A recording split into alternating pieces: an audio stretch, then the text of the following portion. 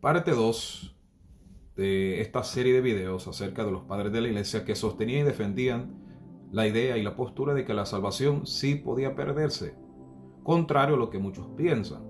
O sea que si usted cree que la salvación no se pierde, déjeme decirle que usted está creyendo en una doctrina que no tuvo cabida en los primeros 4 siglos de la iglesia.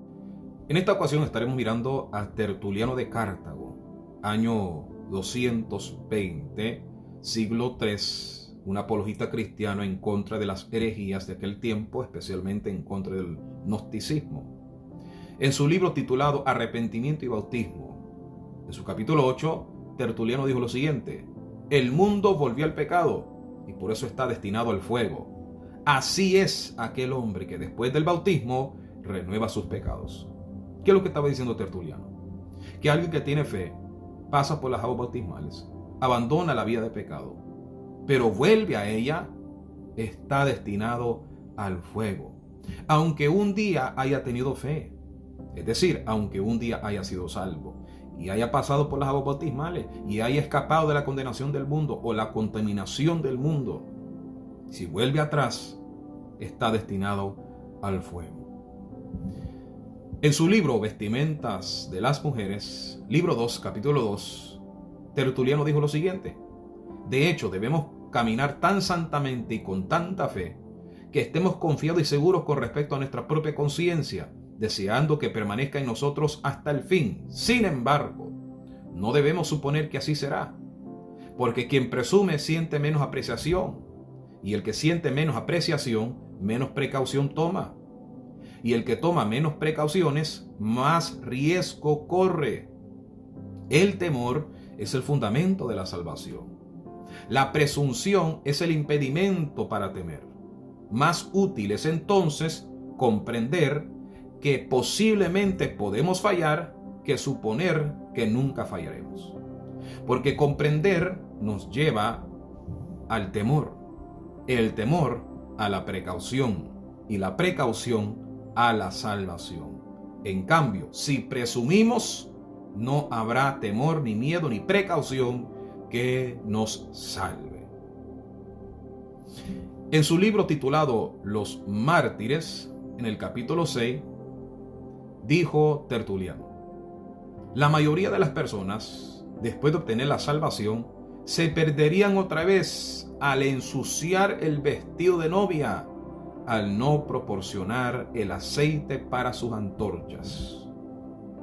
Tertuliano estaba tomando lo que el Señor dijo acerca de las 10 vírgenes. 5 de ellas fueron prudentes, teniendo aceite en sus lámparas, y las otras 5, aunque tenían lámparas, no tenían suficiente aceite. ¿Y qué pasó? Quedaron fuera. Todas habían sido invitadas, pero 5 de ellas quedaron fuera por no tener aceite en sus lámparas. Sigamos con otro.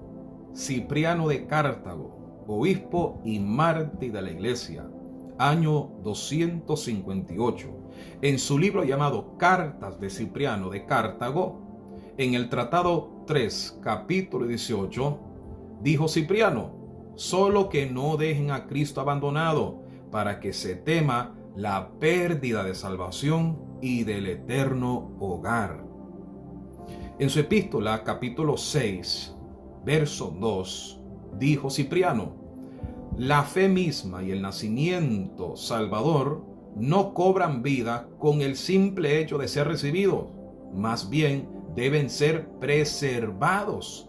El Señor enseñó esto en su instrucción cuando dijo: no peques más, para que no te suceda algo peor. Juan 5:14. Salomón, Saúl, escribe Cipriano, y muchos otros pudieron guardar la gracia dada a ellos siempre que caminaran en los caminos del Señor. Sin embargo, cuando abandonaron la disciplina del Señor, también la gracia los abandonó. En su primer tratado, capítulo 1, versículo 20 y 21, Cipriano dijo: quien quiera que sea ese confesor, no es mayor ni mejor ni más querido por Dios que Salomón.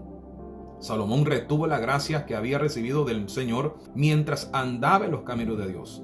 Sin embargo, después de abandonar el camino del Señor, también perdió la gracia del Señor. Y por eso está escrito: retén lo que tienes para que ninguno tome tu corona.